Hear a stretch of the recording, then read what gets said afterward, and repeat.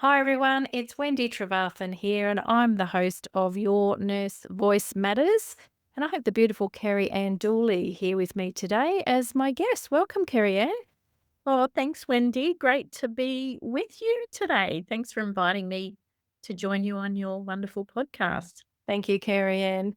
I know Kerri Anne, but a few of you out there may not know her if you don't live in the Redcliffe area and listening to this podcast. So, Kerri Anne Dooley is our local member of Parliament for Redcliffe, and she's also the CEO of MyCare Enterprises. And I've been following Kerri Anne for quite some time and seeing her rise in the community with a lot of community projects and advocating for not only community but also nurses in our area. So I'm very excited to have Kerri Anne here with me today. So, Kerri Anne, I've asked all of my nurses this year just to start off with, your nursing background, your connection with us all. Can you just tell us briefly, how you became to be a nurse, where you trained, what were those years like, and then also a little bit of snapshot of your career so far, as far as regards to nursing. We'll get into what you've done since following that. Yes, certainly. So, Wendy, I was inspired to become a nurse through my voluntary work as a teenager. I joined Youth with the Mission back in the day. I was 19 and went to Mali in West Africa and met some Swiss nurses there who were doing midwifery, but then also a lot of education and training around nutrition and health, Mali being an impoverished nation. And I was just so taken with what these nurses were doing in Mali and West Africa. And as a 19-year-old, thought that's what I want to be. And came home after that experience, enrolled to study and did my nursing degree at Griffith University. I was one of the first PBL, problem-based learning, students. So I actually had a free degree, which is, my children now are like, "Wow, mum, that's amazing." So I then got a graduate program at Redcliffe Hospital. So born and bred local girl, was born at Redcliffe Hospital, and then got my first job as a registered nurse at Redcliffe Hospital. Worked there for a couple of years, and then went back with Youth with the Mission, spent some time in Taiwan and volunteered into China and helping in orphanages there. And whilst I didn't actually use my registered nursing training, a lot of the skills you learn as a nurse are transferable into many different sectors. So enjoyed that time as an international volunteer, working in schools and prisons, in orphanages. Then had a family, Wendy, 4 kids in 6 years. So Oh, was wow. a stay-at-home mum for a few years. And then when I wanted to get back into nursing, found that family-friendly hours were in community. And I, wasn't one could do night duty and then, sleep while the kids are at school. I found that community nursing was where I landed when I came back, from spending some time looking after my kids. And so I have spent pretty much the last 30 years of my nursing career working in, community residential aged care. Worked for two of the biggest not-for-profits in Queensland, and in that time also then studied, postgraduate studies in clinical education. And so, palliative care was a space and specialty that, I've majored in and ended up as a palliative practice lead for one of the larger not-for-profits. And then in the last 5 years have started my own private palliative nursing service to provide that 24/7 in-home registered nursing support if it's needed. So that's called MyCare Enterprises. And we actually started right in the thick of COVID Oh, my. when families couldn't visit their loved ones in hospital with um, lockout laws, etc. There was a high demand. Families want to be at home, but there weren't many providers back then doing the 24/7 care. We have a lot of providers that have support workers, but not so many that do the registered nursing overnight support. So Mm. that's a little snapshot of what Beautiful. that sounds. Beautiful. It's amazing that you started a service during COVID. Everybody would be going, oh my goodness, so many obstruction. I was actually working in Metro North community palliative care during that time. So I know the constraints on us at that time to visit during the home. And you're exactly right. The 24-hour service is really very rare to find that. Yeah. So thank you for sharing all of that.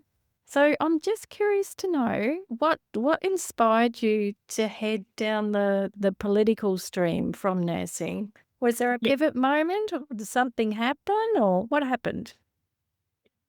it's interesting. It's like two worlds collided, Wendy.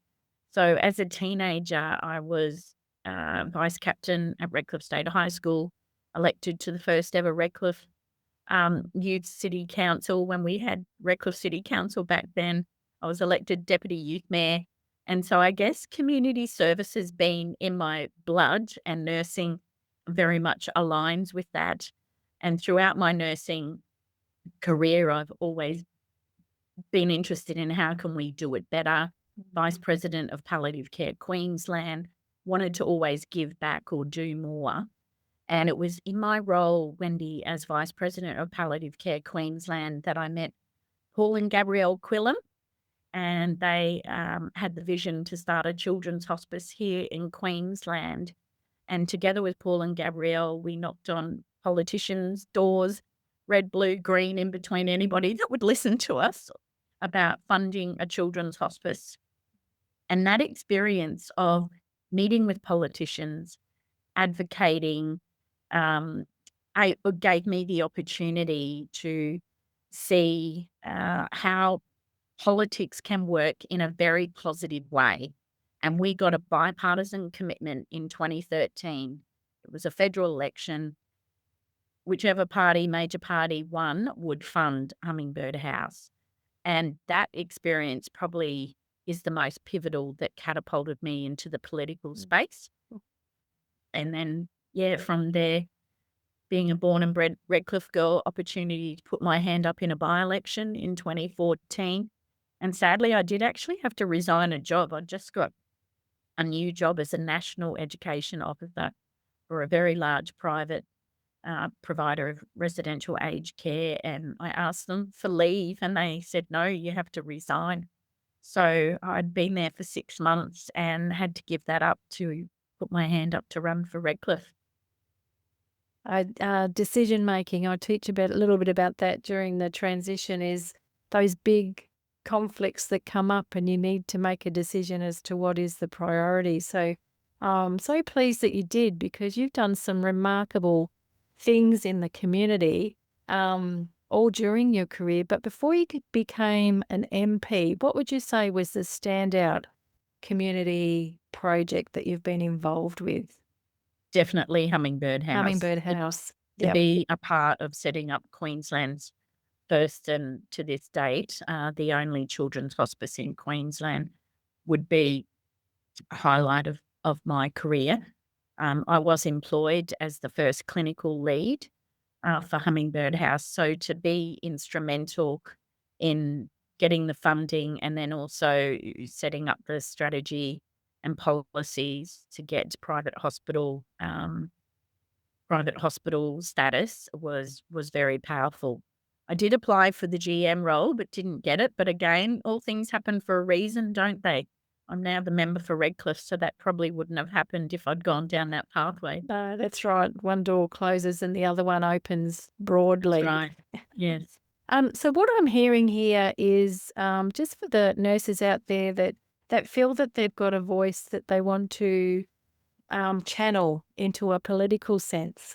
What I'm hearing you say is that it's not just a choice for going down that track immediately. It's taking up the opportunities that are presented to you when you become involved in a community service or a community push to achieve something to better the wider community, and doing that almost voluntary. I'm hearing lots and lots of hours in your own time there to be able to put forward that push and that advocacy for that particular service or that client need. What advice would you give to a nurse that's listening today if they've actually got a desire to make a change in a niche that they're currently working in that goes beyond the walls of where they're working. What advice would you give to those nurses? My advice would be to join a peak body or organisation. So for me, palliative care was my passion space. So I joined Palliative Care Queensland just as a regular member, and then they were looking for board committee members. So put my hand up and then worked my way through to being vice president. I volunteered for 7 years in a variety of board positions, but that gave you an opportunity to hear at a advocacy level what the issues were. So if you've got listeners today, Wendy, that are in wound care, into pediatrics, obviously in aged care, we need huge advocacy. Join a peak body that represents nurses that have that clinical expertise. And there's plenty of opportunities to make a difference there as an ordinary member or to take on potentially a voluntary board position in those groups. Yes, because they're always looking for consumer advocates and professional advocates on the boards if they're generating new services or looking to expand or all that sort of thing. And those organisations are where they're approached to become involved in those types of projects.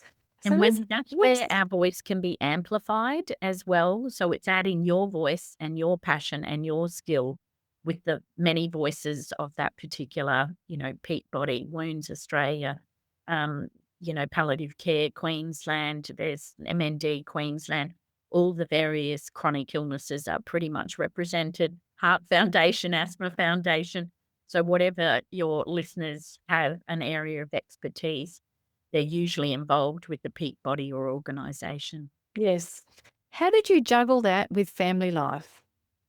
It's It a was practical question, but it's a very practical it's question. something that comes up all the time is that nurses are conflicted because they've got family commitments, but they want to drive this innovation or in this expand this area. How did you manage all of that? It was challenging, whether it's rightly or wrongly or perhaps, I'm not suggesting people had same situation as me, but I was divorced, Wendy, and had a 50-50 custody arrangement with my children. So the weeks I had my children, I protected that time with them. It was work and family, work and family. And then when they did go to their dad's house, that week I would just work like mad, do all my committee meetings and extracurricular volunteering opportunities. So that's how I managed. I also studied my postgrad, and again, I would do all my assignments in the time that they were at their dad's house. So splitting the time. I'm too a divorcee, and I actually channeled a lot of my energy into postgrad studies as well. So you do find those spaces of time. You give up the things that people take for granted that are mindless kind of activities. Watching TV is one of them. Yes, Well, Wendy, I called it turning pain into gain. So yes. when the kids were with their dad, I felt morbidly lonely, and I could have just felt sad for myself, sorry for myself. So I enrolled to do my master's. Unfortunately, didn't quite manage the master's, but got a postgrad in clinical education. So it was keeping my mind active, actually, and giving back to other people. Volunteering helps your own mental health whilst contributing and making a difference for others. Mm, beautiful. So tell us about your journey since you became elected as our Redcliffe Member of Parliament. What's that ride been like? It has been immense privilege and immense responsibility. Mm. And some days the privilege outweighs the responsibility. Most days it's overwhelming responsibility. Like, for example, Monday I was at Government House with Dr. Jeanette Young. We were involved in the speech and reply, which is a tradition we have in Parliament. And when you're there, you pinch yourself and think, is this real? You're at beautiful Government House. There's so much rich tradition. You feel immense privilege. And then very quickly get the calls and the emails. So much need in our local area, particularly here in Redcliffe. Housing is number one issue. Very fast followed by health and access to timely health care. Obviously, we have Redcliffe Hospital. So being able to meet the need is the biggest challenge because I don't have a magic wand. I can advocate for surgery to be done faster. If there's blocks in the healthcare system, I can advocate to the minister for that. So I found the journey incredible. I absolutely love it. And it's an immense privilege to represent a community that I was born into and I've served since I was 16. Mm, beautiful. And I mean, this is an expanding area. We've got developments up the road at Caboolture, but that has a flow-on effect too with the Redcliffe community. So what are some of the recent additions to Redcliffe that you've been involved with? I know of a couple of them, but I'd like you to kind of highlight some of the achievements that you've done so far. Well, just today, we've opened 4 brand new theatres at the Peninsula Private Hospital, and we are seeing with our Surgery Connect program, which is a publicly funded program, that if people are on a public wait list and they're not able to get their surgery in the recommended time, the government is actually funding them to have that in the private hospital. So Peninsula Private does do a lot of the Surgery Connect surgery, so people can get, their knee surgery or their hip replaced or endoscopies. They do a lot of urology surgery as well. So that was very exciting to see that. We're also about to open 82 one-bedroom units for over 55s in the public and community housing space. Oh, that's exciting. It's That's very very exciting. exciting. That is coming up in October. The building is completed. We're just waiting for some of the finishing touches. And another one that I've proudly fought for is getting funding for EduSpace, which is that gold standard early intervention for some of our youth that are vulnerable, at risk, known to the youth justice or on detention orders. They can access education through Redcliffe Area Youth Space. And I got $2 million commitment funding to build some classrooms. So Redcliffe Area Youth Space are just bursting at the seams and they do some fantastic work for our young people, and that should hopefully be open next year. They're just discussing with council buildings, etc., and design. Oh, congratulations. They're huge achievements across the sector of age groups and needs in our area. So wonderful achievements. And no doubt there are more in the pipeline, which you probably can't allude to here, but we will. Well, I can. Yeah, you can. We are upgrading. Can we have a scoop? We got a Obviously, scoop. the Redcliffe Hospital, another 210 beds, so that is coming.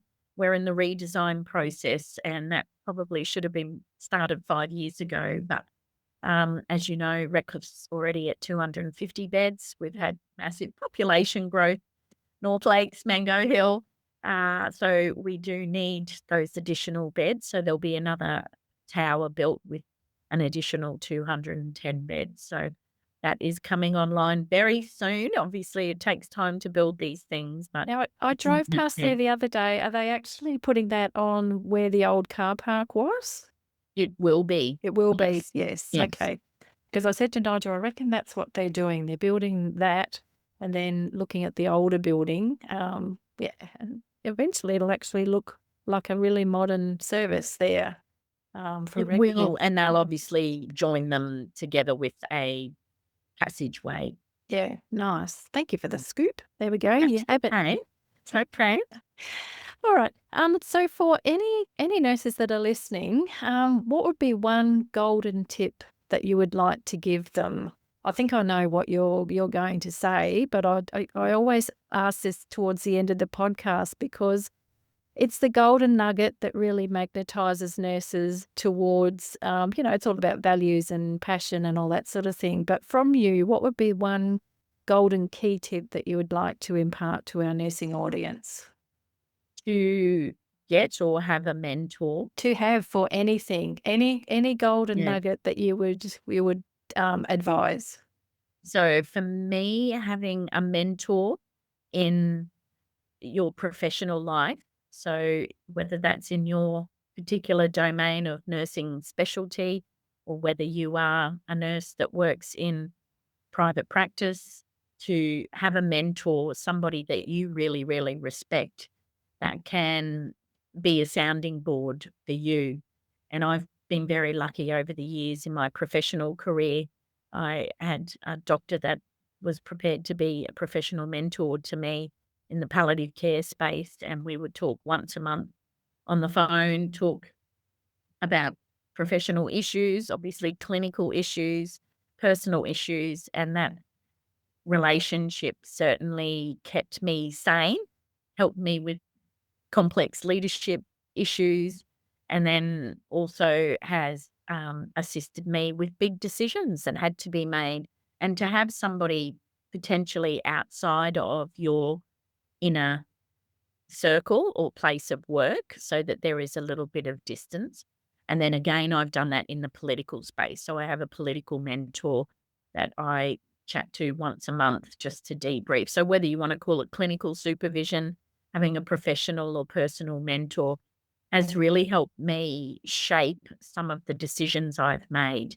And I think nurses make good politicians. We're trained to listen, we're trained to care, we're trained to advocate.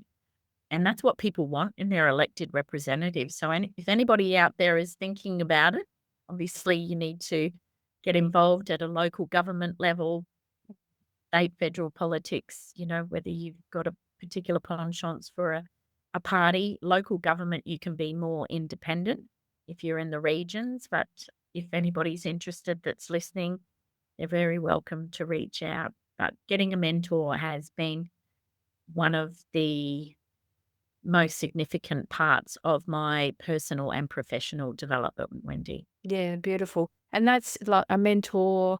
You mentioned both professional and private life. So mentors do cross that bridge to be able to marry both of those spheres. And too often we actually have mentors that are just focused on the clinic, the clinical or the leadership or the professional life. But you've got to impasse that personal impact that your personal life is making on your professional abilities as well.